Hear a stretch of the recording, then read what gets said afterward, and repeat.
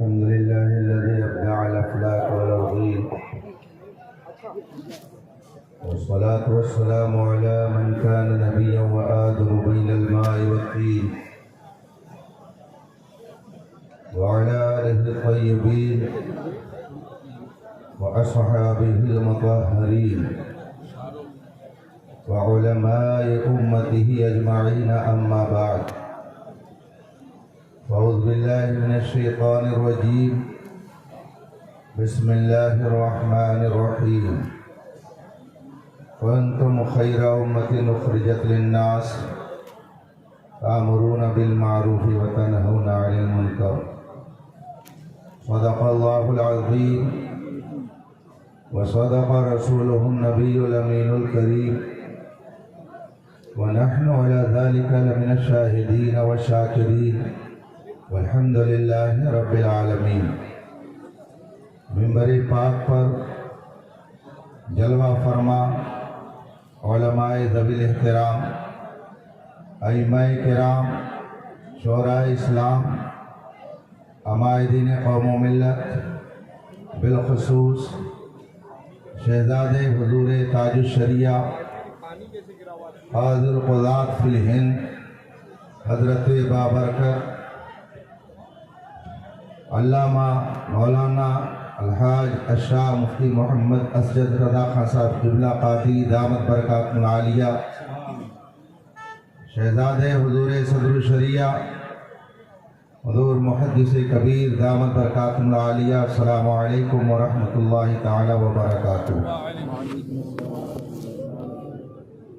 رفیقان محترم، حاضرین باوقار، آج کا یہ عظیم الشان اجلاس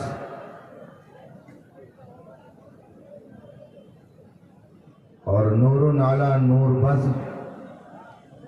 جس میں ہم اور آپ شرکت کی سعادت حاصل کیے ہوئے ہیں، عالم اسلام کی اس عبقری شخصیت کی بارگاہ میں خراج عقیدت پیش کرنے کے لیے منعقد ہے، جس نے اپنے کردار و عمل کی پاکیزگی سے دنیا بھر کو متاثر کیا ہے، جس کے اندر اضافی خوبیاں بھی تھیں اور ذاتی کمالات بھی تھے. دونوں خوبیوں کا وہ عطر مجموعہ تھی شخصیت، جسے دنیا تاج الشریعہ کے لقب سے یاد کرتی ہے. آج ہندوستان بھر سے اہل ایمان کا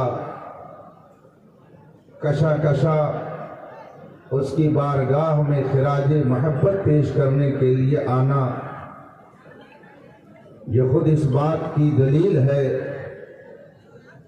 کہ رب قدیر نے اہل ایمان کے دلوں میں اس عظیم شخصیت کی محبت کا نور پیدا فرما دیا. خدا کا شکر ہے کہ اس نے ہمارے ہاتھوں میں ایسی پاکیزہ ہستی کا دامن عطا کیا ہے. ہم اپنی قسمت پر ناز کریں کہ ہمارے ہاتھوں میں حضور تاج الشریعہ کے توسل سے سرکار مفتی اعظم ہند اور اعلیٰ حضرت اور سلسلہ بسلسلہ سیدنا غوث اعظم تک تمام بزرگوں کا دامن ملا ہوا ہے. رب تعالیٰ ان بزرگوں کے فیض و برکات سے ہم سب کو مالا مال فرمائے. میں دو چند منٹ کے لیے آپ کے درمیان ہوں. ابھی کاغذ دیکھا، نظام الاوقات جو بنا ہوا ہے اسٹیج پر، اس میں ایک لمبی فہرست علماء کرام اور خطباء کرام کی ہے. میرے نام کے ساتھ جڑا ہوا ہے حضور تاج الشریعہ اور باطل فرقوں کا رد. اس عنوان کے تحت مجھے کچھ دیر آپ کے درمیان رہنا ہے، مگر آئیے سب سے پہلے مصطفیٰ جان رحمت سرور کائنات فخر موجودات علیہ تحیت و ثنا کی بارگاہ قدس میں درود و سلام کا نذرانِ عقیدت پیش کریں اور پڑھیں۔ اللہم صلی علی سیدنا و مولانا محمد معدن الجود والکرم و آلہ الکرام اجمعین۔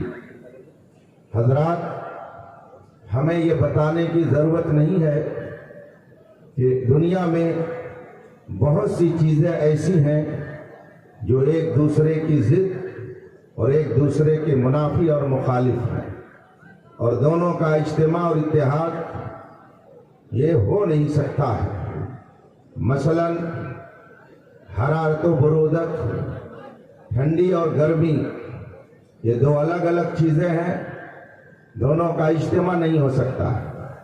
دن اور رات، یہ دو الگ الگ چیزیں ہیں، دونوں کا اجتماع نہیں ہو سکتا۔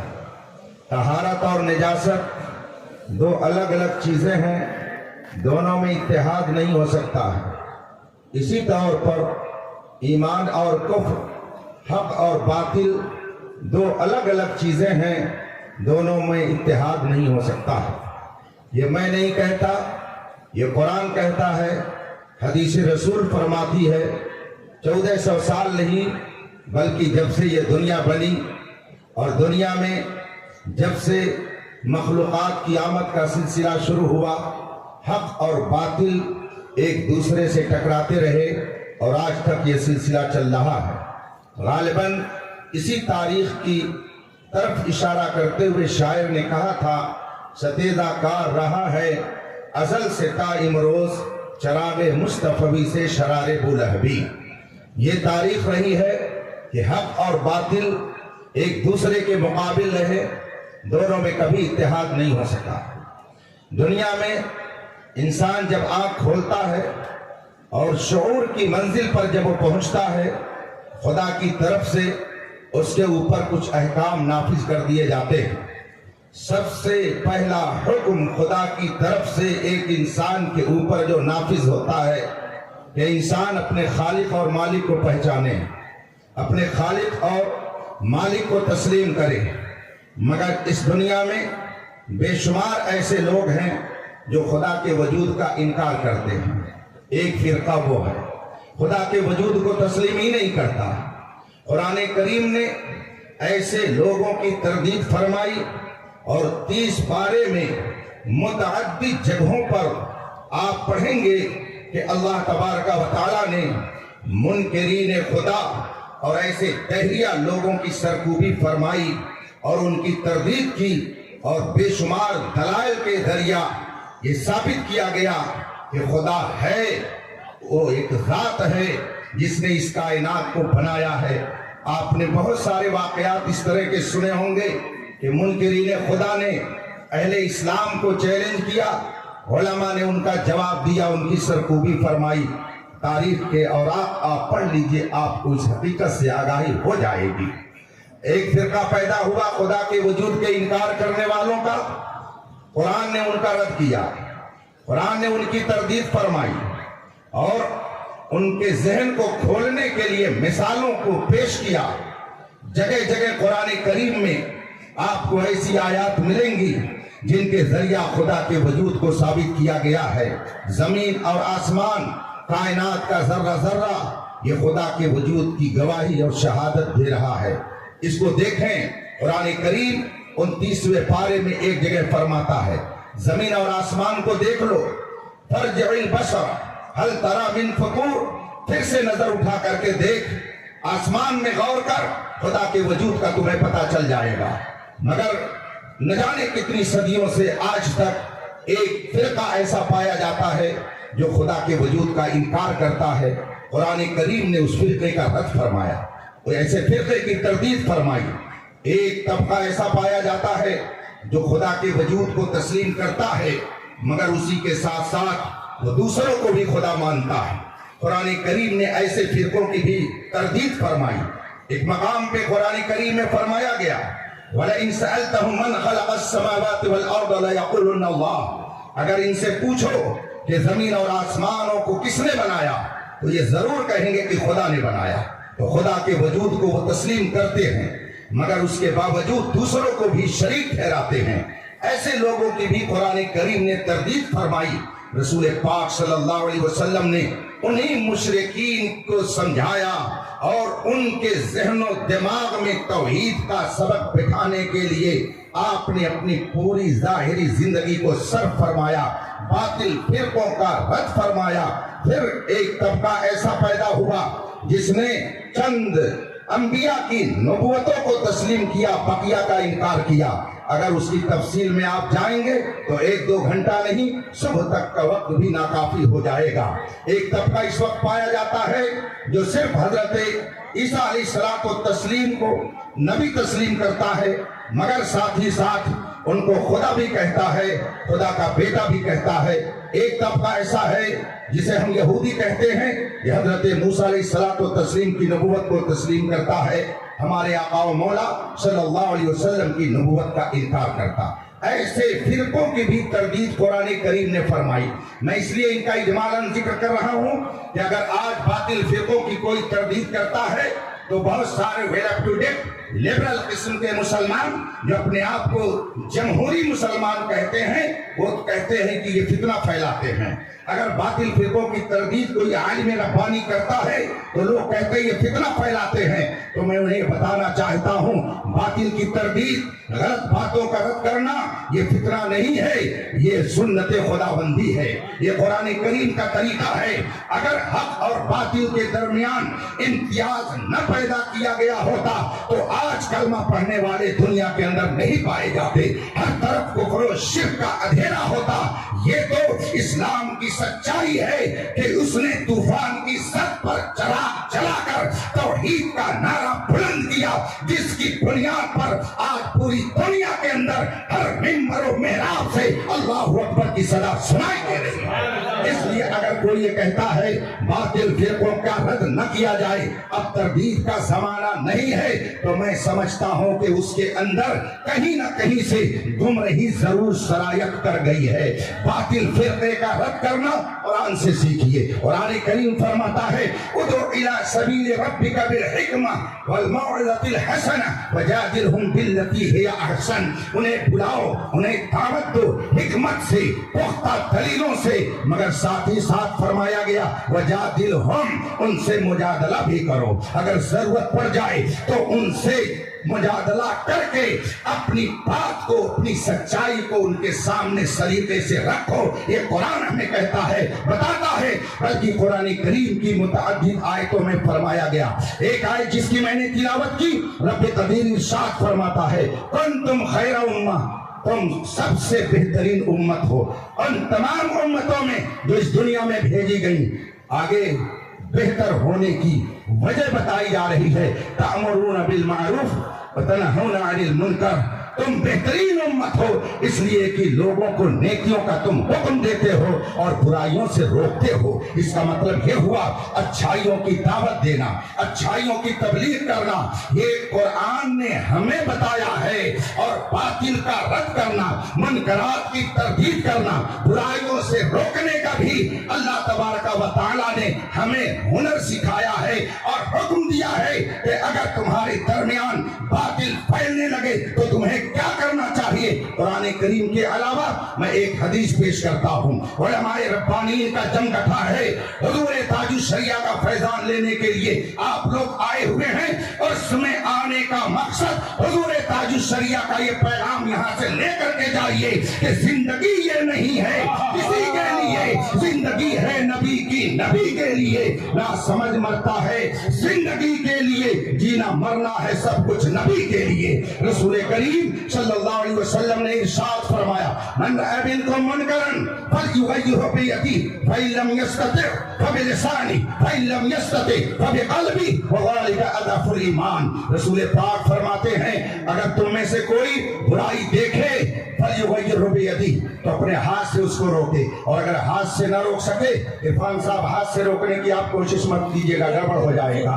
تو تم میں سے جو کوئی برائی دیکھے تو ہاتھ سے روکے، اور اگر ہاتھ سے روکنے کی استطاعت نہ رکھتا ہو تو اپنی زبان سے اس کی برائی کو بیان کر دے، اور اگر زبان سے بھی برا کہنے کی استطاعت اس کے اندر نہ ہو تو اپنے دل کے اندر برا جانے۔ وَذَلِكَ أَضْعَفُ الْإِيمَانِ، اور یہ سب سے کمزور درجے کا ایمان ہے۔ اس سے پتہ چلا، رسول پاک کی حدیث نے بیان کر دیا کہ اگر برائی ہو تو جتنی استطاعت اور طاقت ہو اس کے مطابق برائیوں کا خاتمہ کیا جائے گا، روکا جائے گا۔ اور علماء کی ذمہ داری تو اور زیادہ حدیث پاک میں بتا دی گئی ہے، چنانچہ رسول پاک ارشاد فرماتے ہیں اذا ظہرت الفتن او البدع فلیظہر العالم علمه ومن لم يفعل عند ذلك فعليه لعنة الله والملائکہ والناس اجمعین لا يقبل الله منه صرفا ولا عدلا۔ رسول پاک فرماتے ہیں جب گمراہی پھیلنے لگے، بدعتیں پھیلنے لگے، بدعقیدگی پھیلنے لگے، فتنے پھیلنے لگے، تو عالم کے اوپر لازم ہو جاتا ہے کہ وہ اپنے علم کا اظہار کرے، علم کے ذریعہ اس بدعت کا خاتمہ کرے، اپنے علم کے ذریعہ فتنے کی سرکوبی کرے، اپنے علم کے ذریعہ لوگوں کے ایمان کی حفاظت کرے۔ وَمَن لَّمْ يَفْعَلْ عِندَ ذَلِكَ، اور فتنے پھیل رہے ہوں، خانقاہ میں بیٹھے ہوئے ہوں، بدعتیں پھیل رہی ہوں، درسگاہ میں بیٹھے ہوئے ہیں، اب کام تردید کا نہیں ہے، اب کام لوگوں کے درمیان جا کر کے حق اور باطل کو ممتاز کرنے کا نہیں ہے۔ درسگاہ میں بیٹھ کر کے پڑھاؤ، یہ بھی بہت بڑا کام ہے، مرید کرو، یہ بھی بہت بڑا کام ہے۔ کیا ضرورت ہے ہمیں جا کر کے روکھلی میں سر ڈالنے کی؟ کیا ضرورت ہے کسی کے سامنے جا کر کے برا بننے کی؟ اسی مزاج نے آج دنیا بھر میں صلح کلیت کو جنم دے دیا ہے۔ لوگ یہ سمجھتے ہیں اگر ہم فلاں کے خلاف کہیں گے فلاں ہمارا مخالف ہو جائے گا، ہمیں گالیاں دے گا، ہمیں نہ جانے کیا کیا کہے گا، لیکن یہ در امتیاز ہے خاندان امام احمد رضا کا کہ 200 سال سے دوسرے باطل فرقوں کی گالیاں تو سن لیا، مگر رسول پاک کی عظمت پر آج آئے یہ کبھی سلمادے کو گوایا نہیں۔ نعرہ تکبیر، نعرہ رسالت، مسلک اعلیٰ حضرت، اسے تاج الشریعہ، خلیفہ حضور تاج الشریعہ، حضور قائد ملت، حضور محدث کبیر، اعلیٰ حضرت کے والد ماجد علامہ خاتم المحققین نقی علی خان رحمۃ اللہ تعالی علیہ، ان کے والد ماجد امام العلماء علامہ رضا علی خان رحمۃ اللہ تعالی علیہ، جنہوں نے بریلی شریف میں بساط افتاء بچھائی، درسگاہ افتاء لگائی، اور فتویٰ نویسی کا آغاز خاندان امام احمد رضا سے شروع ہوا۔ آج سے تقریباً 200 سال پہلے کی بات ہے جب امام العلماء علامہ رضا علی خان علیہ رحمت و رضوان نے اس کام کی طرف توجہ فرمائی، پھر آپ کے شہزادے علامہ نقی علی خان علیہ رحمت و رضوان نے ایسا زبردست کام انجام دیا، میں اس کی تفصیل میں نہیں جانا چاہتا، صرف 2 کتابوں کا نام لے رہا ہوں۔ اس زمانے میں بھی قیام اور میلاد کے منکر پائے جا رہے تھے، اور وہ انکار کر رہے تھے کہ میلاد نہیں کرنی چاہیے، میلاد کرنا بدعت ہے، قیام نہیں کرنا چاہیے، قیام کرنا بدعت ہے۔ اعلیٰ حضرت کے والد ماجد علامہ نقی علی خان علیہ رحمت و رضوان نے ایسے باطل فرقے کی تردید میں ایک کتاب لکھی جس کا نام ہے اضاقۃ الآثام لمانع المولد والقیام۔ یہ کتاب تقریباً 200 سال پہلے لکھی گئی، مگر آج تک پوری دیوبندیت اس کا جواب دینے سے عاجز ہے۔ آپ نے دوسری کتاب لکھی القمع المبانی، اعلیٰ حضرت علامہ امام احمد رضا رضی اللہ تعالیٰ عنہ کے والد ماجد علامہ نقی علی خان علیہ رحمت و رضوان کی وہ دوسری کتاب جس کا نام ہے لبمان الفساد، بڑی مشہور کتاب ہے، اس میں آپ نے اصول بیان کیے۔ اس کتاب کو پڑھنے کے بعد اصول الرشاد لقمع مبانی الفساد، آج کل بہت سارے لوگ کہتے ہیں کہ مولانا احمد رضا ایک مولوی تھے، میں اعلیٰ حضرت کی بات کیا کروں۔ اعلیٰ حضرت کے والد ماجد علامہ نقی علی خان رحمۃ اللہ علیہ نے یہ جو کتاب لکھی ہے، اگر اسی کتاب کو لوگ سمجھ لیں تو مان لیا جائے گا کہ واقعی وہ علم والے ہیں۔ ایسی زبردست کتاب باطل کی تردید میں انہوں نے لکھی۔ جب اعلیٰ حضرت کا دور آیا تو آپ کو تو رب قدیر نے وہ کمالات، وہ خوبیاں عطا فرمائی کہ دنیا کہہ رہی ہے وادی رضا کی کوئی ہے، ہمالیہ رضا کا ہے، یہ سندھ دیکھیے وہ علاقہ رضا کا ہے۔ اوروں نے تو لکھا ہے بہت علم دین پر جو کچھ ہے اس صدی میں وہ تنہا رضا کا ہے۔ 1000 کتاب لکھ کر آپ نے اہل ایمان کے عقیدے کی جو حفاظت فرمائی تو دنیا پکار اٹھی، ڈال دی قلب میں عظمت مصطفیٰ سیدی اعلیٰ حضرت پہ لاکھوں سلام۔ اعلیٰ حضرت قدس سرہ نے باطل فرقوں کی تردید میں جو عظیم الشان کتابیں تحریر فرمائی، آج امت مسلمہ کے لیے وہ عظیم الشان ذخیرہ ہے۔ ایک موقع پر ایک عالم دین نے آپ سے پوچھا تھا کہ آپ کس کام میں مصروف رہتے ہیں، تو آپ نے فرمایا فقیر کے یہاں 3 کام ہوتا ہے، اس کے ذمہ 3 کام ہے۔ ایک کام ہے فتویٰ نویسی، دوسرا کام ہے تصنیف و تعلیم، اور تیسرا کام ہے باطل فرق وہابیت کا رد کرنا۔ یہ اعلیٰ حضرت نے فرمایا یہ 3 کام یہاں سے کیے جاتے ہیں۔ خدا کا شکر ہے اعلیٰ حضرت کو یہ کام خود اپنی طبیعت کی وجہ سے کرنے کے لیے کسی نے نہیں ابھارا تھا۔ فرماتے ہیں یہ کام بارگاہ مصطفیٰ سے ہمیں دیا گیا ہے۔ گویا باطل فرقے کا رد کرنا امام احمد رضا کے خاندان میں یہ رسول پاک کے حکم سے آیا ہے، اور اللہ کا کرم ہے کہ اعلیٰ حضرت کے بعد حجت الاسلام، مفتی اعظم، مفسر اعظم، اور پھر میرے مرشد گرامی آقائے نعمت وارث علوم اعلیٰ حضرت حضور تاج الشریعہ علامہ اختر رضا اظہری علیہ رحمت و رضوان نے اس کام کو اس خوبی سے انجام دیا کہ دنیا پکار اٹھی، ان کا سایہ تجلی، ان کا نقش پا چڑھا، یہ جدھر گزرے ادھر ہی روشنی ہوتی ہے۔ بستی بستی کریا کریا علم کا ساگر الفاظ کا دریا، ہم سب کی بخشش کا ذریعہ، عظمت حضور تاج الشریعہ۔ ہر دور میں تردید کے لیے الگ الگ میدان ہیں۔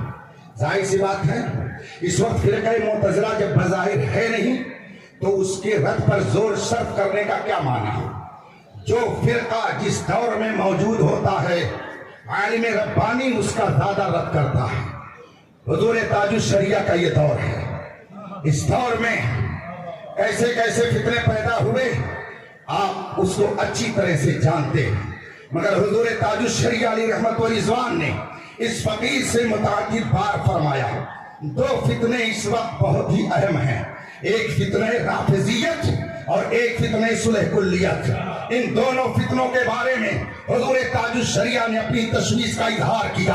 آج ہم یہ دیکھ رہے ہیں گاؤں گاؤں رافضیت پھیل رہی ہے۔ صلح کلیت کا حال یہ ہے کہ وہ خانقاہ میں گھس گئی، درسگاہ میں گھس گئی، پیروں کے دل و دماغ میں گھس گئی، اور تصوف کا ایک بہترین نام دے کر کے لوگوں کو اس کی طرف مائل کیا گیا، اور یہ ذہن دیا جا رہا ہے ہم صوفی ہیں، ہم کسی کو کچھ نہیں کہتے، ہم کسی کی مخالفت نہیں کرتے۔ اس طریقے سے آج نہ جانے کتنی خانقاہ ہے صلح کلیت کی گود میں چلی گئی۔ اے میرے مرشد تاج الشریعہ، آپ کی قربت پر رحمت و نور کی ہزاروں بارش ہو کہ آپ نے صلح کلیت کی تردید میں اپنی زبان کو جس طرح سے چلایا اس کا نتیجہ ہے کہ ہمارا ایمان چمکتا اور دمکتا دکھائی دے رہا ہے۔ نعرہ تکبیر، نعرہ رسالت، عظمت حضور تاج الشریعہ، اسے حضور تاج الشریعہ۔ آپ ایک شعر میں فرماتے ہیں صلح کلی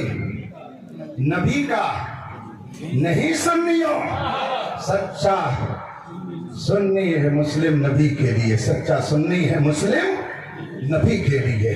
صلح کلی نبی کا نہیں ہو سکتا، صلح کلی اللہ و رسول کا نہیں ہو سکتا۔ جو طہارت و نجاست کو ایک کرے، جو ایمان اور کفر کو ایک بتائے، جس کے پیچھے چاہو نماز پڑھو۔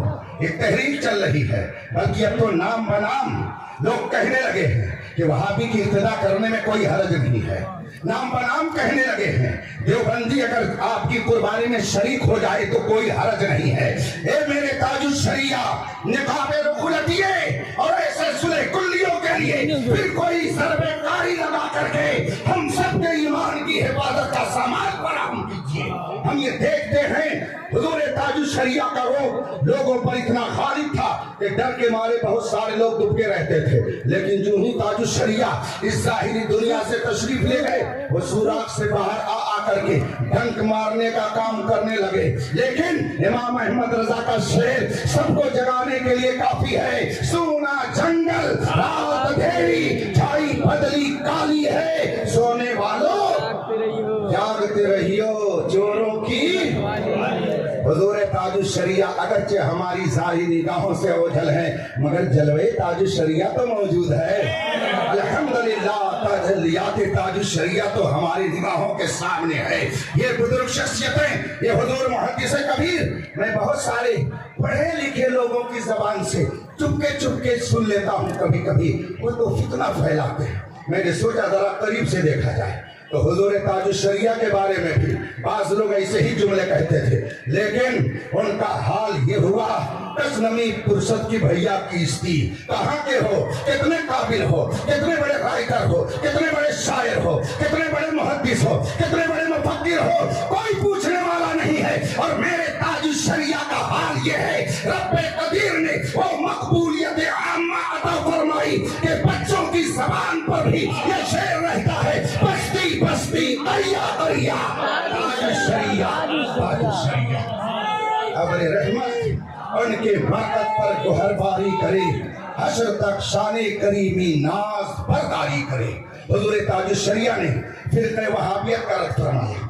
فتاوی تاج الشریعہ پڑھ لیجئے، آپ کی آنکھیں آسودہ ہو جائیں گی۔ حضور تاج الشریعہ نے اس دور کے ایک بھیانک فتنے جس کو مولائیت کا نام دیا گیا، دیکھتے دیکھتے نہ جانے کتنے سنی صحیح عقیدہ نوجوان وہ کہنے لگے ہم مولائی ہیں، ہم معاویہ کو نہیں مانتے، وہ امیر المومنین تھوڑی، وہ تو امیر شام تھا، معاذ اللہ رب العالمین، استغفر اللہ۔ یہ فتنہ ہے بہت تیزی سے آبادیوں میں پہنچ رہا ہے۔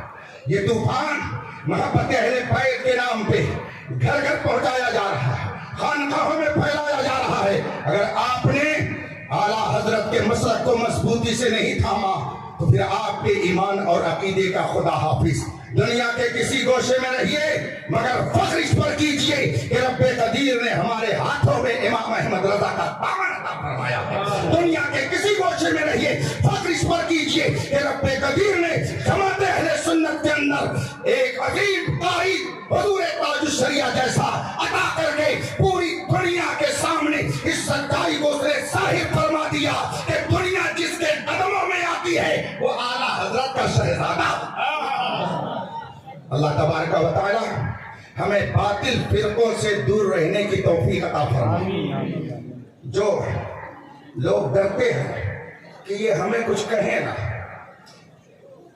ایک طبقہ کہتا ہے اپنی بات کہو، دوسرے کا رد کرنے کی کیا ضرورت ہے، کیوں نام لے کر کے رد کرتے ہیں۔ بہت پہلے میں نے ایک مضمون لکھا تھا، دعوت و تبلیغ، اصول دعوت و تبلیغ اور مبلغ اسلام خلیفہ اعلیٰ حضرت علامہ عبدالعلیم میرٹھی۔ اس میں نے بہت سارے شواہد دلائل پیش کیے تھے کہ دعوت و تبلیغ کے مختلف انداز اور مختلف طریقے ہیں۔ جب کہیں اس بات کی ضرورت پڑتی ہے کہ نام لے کر کے کسی کا رد کیا جائے تو اسے چاہیے کہ تبت یدا ابی لہب کی آیت کو نگاہوں کے سامنے رکھے، اور جب کبھی تردید کی ضرورت پڑے مجموعی طور پر تو اسے چاہیے کہ ان المنافقین لکاذبون کی آیت کو سامنے رکھے۔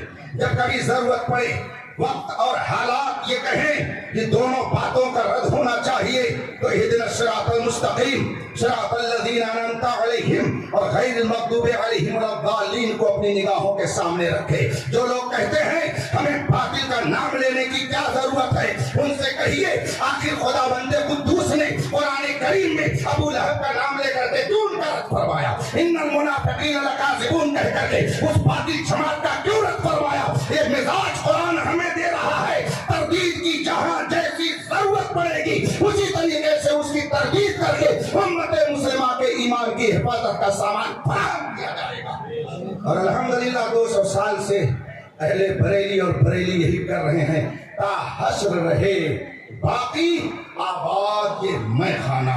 وآخر دعوانا الحمدللہ رب العالمین۔ السلام علیکم۔